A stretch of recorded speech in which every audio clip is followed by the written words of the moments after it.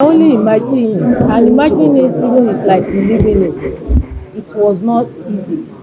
We were in the forest, in the open most of the time, under the sun, under the rain, with the children. But we kept going because there was no way out.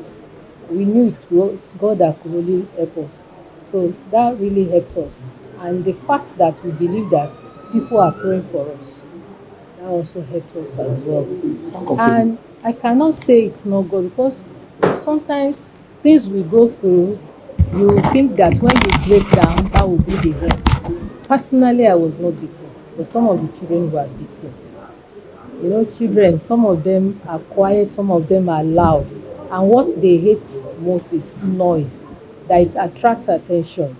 So the youngest of them, maybe the two, Waliya and Salam, they were the one that took the best of the beating. They will close their mouth, tie it with cloth, and beat them very well. Then the men, they had it worse than us because they were blindfolded, handcuffed, and chained on the leg. All of them until they remained two. Sexual molestation, no, no, no. I want to see my husband. When I get home, I can think of any other thing. But definitely, it has to be something that will do for me. We sat them up. When we started, the first week, they were bringing biscuits for them, maybe to make them comfortable. But along the line, that stopped. Then we had to move from one point to another. And that was a major problem we had. When the place is discovered, you have to move. And that starts around 7, 8 in the night. Sometimes we walk 3, 4 hours. That is most of the bruises we see on our body. Children? Yes, yes. They carry the last three: Salam, Waliyat, and Testimony. The girls, my secondary school girls, will carry the fear. The other ones, they will have to walk. They fall sometimes, a lot, a lot. When we were taken, my car was used to convey us to a point. That was where we met the primary pupils and and the teacher. So we had to walk for about 1 hour. They brought bicycle machine and about 10 of them. So we were parked there. And we rode for more than 4 hours on chartered paths, but they knew their way. So what actually happened? I thought they left the car there. The police would have towed the car to their office. But somebody showed me the car where it was burnt. And that was not the part we took. So I think they drove it to that point before it was touched. That was not the way we took into the forest. Going to rural area will take the grace of God. You know, with time, I've worked for 28 years, so I have 4 years. With time, maybe I can get over it, but going that far, the distance between that place and Shore is far already.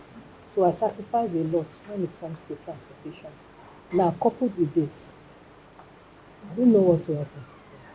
Wow. The circumstances surrounding this incident are sufficiently grave and unusual to warrant independent scrutiny beyond our domestic institutions. I therefore, with a full sense of responsibility as the Executive Governor of Oyo State, call on the appropriate international human rights and accountability mechanisms, including those within the United Nations system, to closely examine the facts surrounding this abduction and the circumstances of its resolution. Such scrutiny is not intended to undermine our institutions. Rather, it is intended to reinforce public confidence that the truth will be established and that every person found to bear responsibility, regardless of office, influence, or affiliation, will be held accountable. Under the Constitution of the Federal Republic of Nigeria, the primary responsibility for national security rests with the federal government and the security agencies under its command. The Nigerian people, therefore, deserve a full and transparent account of what happened. Who was responsible? Whether there were institutional failures, negligence, or collusion at any level, and what measures must now be taken to ensure that no community is ever subjected to such an ordeal again. This is not about politics. It is about justice for the victims, reassurance for our people, and restoring public confidence that every Nigerian child can go to school without fear. Director DSS, Garrison Commander TD, Commander 655, Commander NSCDC, Controller Customs, Controller Immigration, Controller Correctional Services, the Sector Commander FRSC, you're all duly recognized, and also the Special Forces from Abuja, the counter-terrorism units. Let me use the SSD as a part of contract to other members of our State Executive Council, honorable commissioners here, political functionaries, and let me especially recognize the Chief Medical Director of TUDIV, Major General Azul. Brigadier General. Okay. I don't have such power.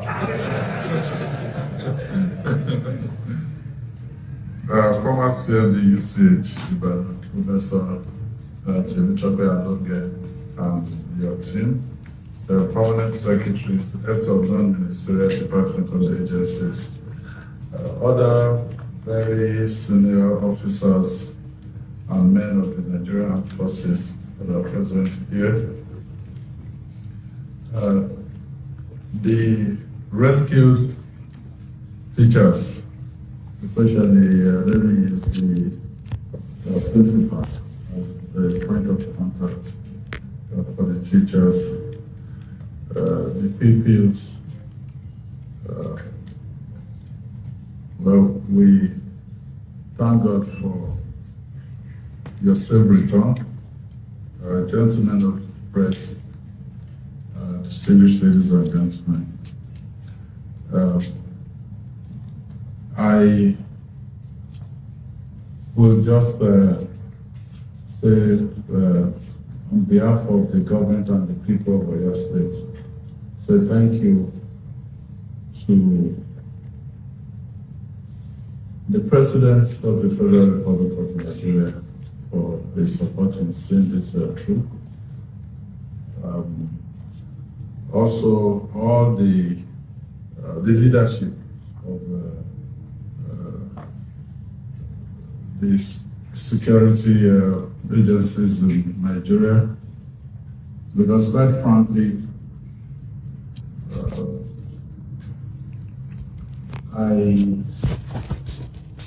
I'm still short of words because this has happened all over the country with its challenges. But when it came to Oyo State, it was totally different. The whole world rose and in unison, they kept calling for the safe return of the teachers and the students. I can only just thank the Almighty God for His grace over this state. I've stayed 7+ years here. This is my very first time of witnessing something like this. It has never happened in Oyo State. And I do pray that this is the last time we witness anything like this. To the teachers, the students, I know it's a long road to recovery. What you've passed through in 56 days, we cannot undo in 56 months. But I want to give you an assurance. I know that the Baptist school is not a government school. We will sit down with them. We don't know what they want to do. We sure will sit down with them, but let me give you the assurance, both the teachers and the students from that particular school, the state government will do everything possible to ensure that there's no disruption to your careers and there's no disruption to the education of those students. And we will also keep supporting you, especially during this period. Professor Longe briefed me on the efforts himself and his team are making. They will still need to continue to see all of you, but I believe that we need another maybe 24 hours or 24 to 48 hours maximum to allow you to go home.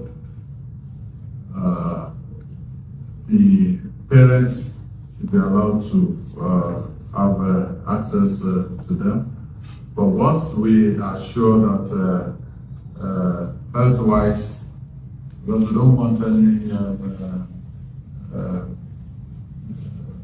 any disaster after this, we want to be sure that medically you're okay. We want to be sure that also while you're being reunited with your family members, we can provide support that will at least take you through this immediate home.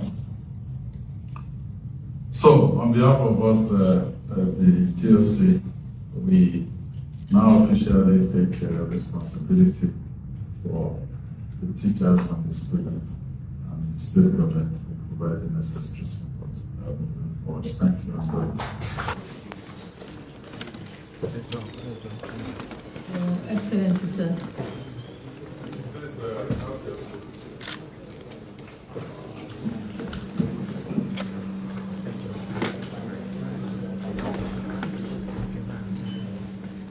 We are so grateful to God for the opportunity to be here.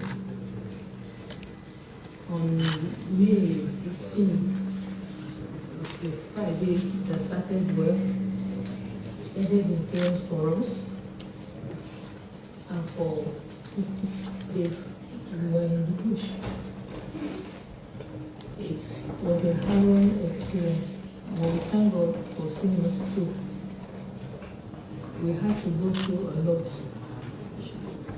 One thing we believed was that Nigerians were praying for us.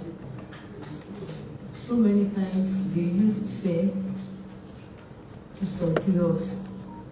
At a point, they told us that the government would not be interested in our case again because they did not value us. But there are times that we have hope that we won't come out alive.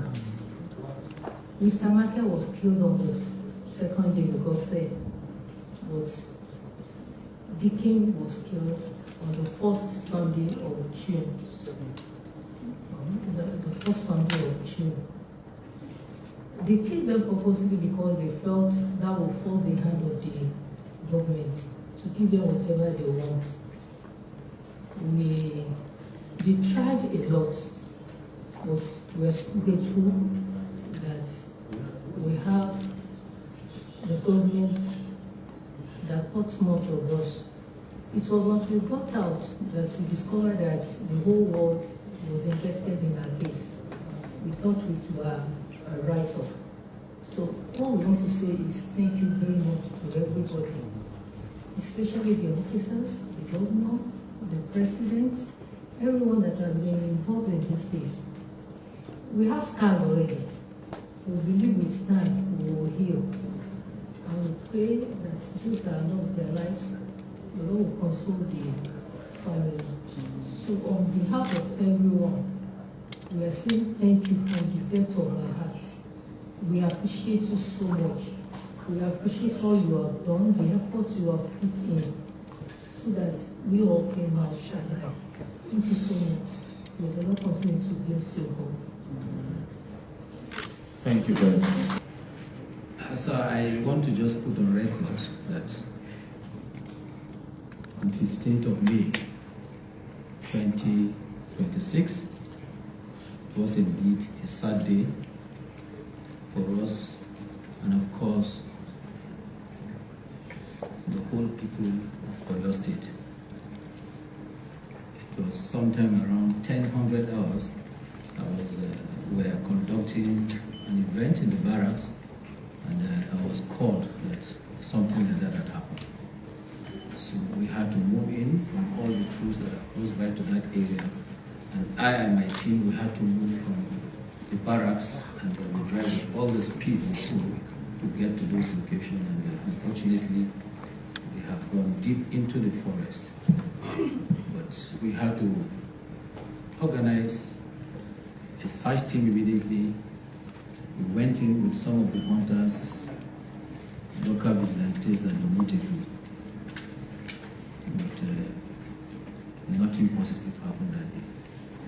The following day we continued, and because of the nature of the forest, how thick it is, we had drone teams, we had Nigerian Air Force following us. But in some of those areas, you can't even, if you are under that place, you can't see the rays of sunlight from those places. The Air Force flew, they couldn't see anything. The drone team also flew. We didn't get anything from those things, and that was how we insisted on ground operation. It has to be ground, how to go deep into the forest. And it's during one of these operations that we lost the officer and the soldier that particular day, and there are some other ones wounded. One of them is actually serious because he has a broken hand due to gunshot wound.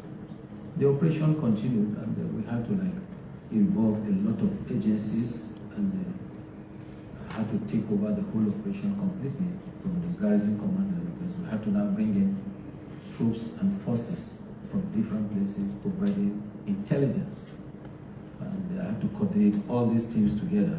And let me just mention that we have teams from the special unit of the Office of the National Security Advisor. We have this National Counter-Terrorism Unit, the tactical team were there with us. We have Defense Headquarters Special Forces team. That particular team comprises of the Army, Navy, Air Force, Police, DSS, Civil Defense, National Intelligence Agency, and some other security agencies. They made up that Special Forces team. They came in large number with men, equipment, and everything. Then we have the Nigerian police. Apart from those ones in those special forces, we have them. We take from Oyo State, DSS from Oyo. We have Nigerian Air Force in Oyo. And specifically from the Air Force, we had a special team from Kainji. That is where they have that tactical operation group with all their fighter aircraft. National intelligence agencies were part of it. We have troops from the operation of Savannah Shield and Wara. We had to bring them in to do a kind of blocking force from that northern side of the state. And of course, other security agencies, we have the local vigilante, like His Excellency said, we lost a few of those hunters too, Amoteku, and the rest of the others. And by the grace of God, on the 10th of July, we successfully rescued 44 of them. Like she has mentioned, we lost 2 of the teachers while in captivity. And of course, the reason for it, she mentioned, But I've always said that we will never yield to terrorist requests. We will not, and we will never do that. So the operation is a complex one. It lasted for more than a month, and it focused mainly on identifying the terrorist kingpins that masterminded the crime. We focused on also dismantling their network and cutting off their logistics. And informants between all the national park and other parts of the country. We interest people that we have to go start looking for other members of the team and even members of the family outside of Oyo, Adamawa, Kano, different parts of the country to get part of it. It was also what put further pressure on them. And then we blocked.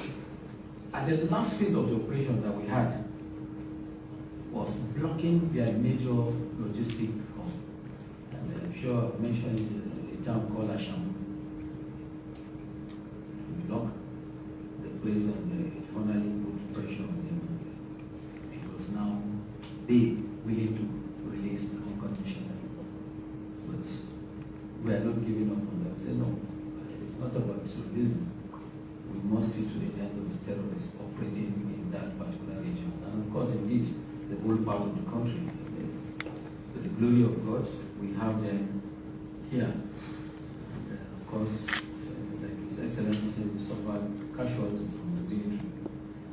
And unfortunately, the day we buried the officer, that morning we buried the officer, it was that evening we finally rescued him. The officer was buried in Adamawa State. So we salute the sacrifice, the pain, and the bravery will indeed never be forgotten. Today, we thank God we're here to hand over the principal, teachers, and the pupils from the schools in Oriri. We thank God for His mercy. And I want to once again, on behalf of all the participating agencies, most sincerely and respectfully thank and appreciate Mr. President and Commander-in-Chief of the Armed Forces of the Federal Republic of Nigeria, President Bola Tinubu, GCFR, for his strategic guidance, support, resources that made this operation a success. In a situation where the President is telling someone, call the troops on the ground, what is happening on a daily basis, we have to give them that update. And of course, for the Chief of Army Staff, you can imagine the kind of pressure I would get from him. And I also want to warmly thank the Executive Governor of Oyo State, Engineer Seyi Makinde. He has been very supportive. I will put it on record today. He has been supporting the military and of course other security agencies in Oyo State. From the day it happened, I know His Excellency has always been calling. He wants to know what is happening, how far. You know, contrary to what a lot of media houses say that he doesn't bother about it, but that's not true. I, for one, will tell you that he has been calling to find out what the situation was. And so we thank you for all the support to the security agencies and of course, my deep appreciation also goes to the National Security Advisor. That one is not talking to people to talk to me, but he's talking to me directly. The NSA did, I spoke to him several times, and his words will always be, anything you need, let me know. Consistently, those were his words, and indeed, he supported every part of the operation. And of course, the National Counter-Terrorism Unit, we appreciate them. We have some of them in the country. We have the Special Boats Unit. They are here from the Nigerian Navy. They are part of us, and I want to thank the Minister of Defense, the Chief of Defense Staff. I don't know how to just qualify this. The day it happened, he called, where are you? I said, I'm on my way. Say good. Sometimes, you know, the 30 minutes, you have not gotten there. He kept calling, and all through the whole event, he kept on calling to find out what to do. The chief of naval staff, the chief of air staff, the chief of army staff is, as far as it's concerned, it was his personal operation. He took it personally. He was more or less on ground. It's just that he was not here physically. Then the Inspector General of Police, he has been calling to find out DG, DSS, and the NIA. And they kept calling, and everybody was interested in this issue. And their calls alone was so much pressure on me because sometimes I don't have answers to their questions. But we thank God, and I thank all the security agencies, Army, Navy, Air Force, Civil Defense, I don't know. Every one of you, I appreciate every one of you. And Your Excellency, I must say, CP used to send us food in the forest there. So I thank him. Gave us some special diet. There are some places that you can't do anything but. Helicopter will sometimes come in. They came to time to pick up one of the suspects. The CP helped us to arrest. We were following them up, and they will call the CP. There's this person going to this place. And the CP immediately arrested them. And we send an helicopter there. Bring the person to us into the bush, who gave us relevant information as to where their camps were. So we thank every one of you, and we thank God that the operation has come to an end. And we also thank Professor Longe, and when they came in, he came with his team to support our medical officers there, and they did wonderfully. The pediatrician was there, recommended some food, and I'm sure that's why you see the children looking brighter. His Excellency saw them the day they came in, but we thank God they are looking much brighter today. Finally, sir, I want to sincerely thank the media and the entire Nigerian people. Thank you for the pressure. We are not accusing you for, but it's okay. Some of those pressures are necessary. We thank you for all you did, putting pressure on us. While we're doing it, we're not sleeping also. So, but we appreciate every one of you. We urge the good people of the state and indeed Nigerians to always provide us with relevant information that will help us. There can be security if the people are not part of it, because they are the people on ground. And maybe at a good time we'll sit down with His Excellency and Jeremy, we'll work out this issue of vigilantes and all. Of course, even within our system, we have the bad ones among them. So we have to really look at some of those local vigilantes and others. Because from all we see, there were a lot of collaboration from some of them. We thank you most sincerely once again. And Principal, I'm sure you and the children will be fine. You are here, His Excellency will take care of you. So just relax. Thank you very much, sir. God bless you.